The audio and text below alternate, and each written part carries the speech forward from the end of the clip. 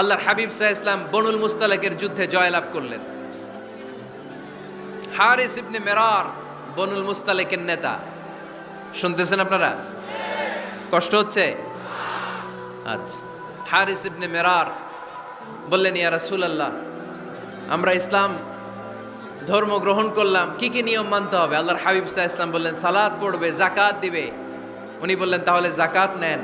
আল্লাহর হাবিব বললেন, না, এই তো মাত্র কালিমা পড়ে মুসলমান হলে হালানিল হাউল, 1 বছর অতিক্রান্ত হওয়ার পরে যাকাত দিবে।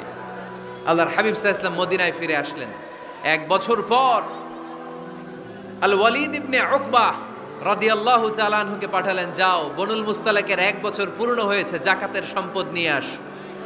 এইদিকে হারিস ইবনে মিরার যাকাতের সম্পদ নিয়ে, সৈন্যবাহিনী নিয়ে, নবীর দূত আসবে যাকাত কালেকশনের জন্য, ওনার জন্য মেহমানদারিতে কোনো ঘাটতি না হয়, ওয়েল রিসিপশন দেওয়ার জন্য এলাকা থেকে বের হয়ে মরুভূমির সামনে দলবল নিয়ে দাঁড়িয়ে ওয়ালিদ ইবনে উকবা যখন যাকাতের সম্পদ কালেক্ট করার জন্য বনুল মুস্তালিকের ওদিকে যেতে শুরু করেছে, এলাকায় ঢোকার আগেই দেখে বনুল মুস্তালিকের লোকেরা ঘোড়সাওয়ার বাহিনী দাঁড়ায় আছে।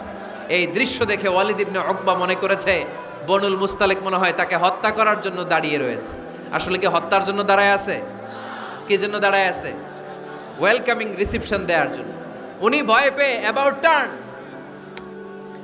তথ্য যাচাই না করে মনে করছে আমারে মারবে ধরবে, about turn, return back to Medina.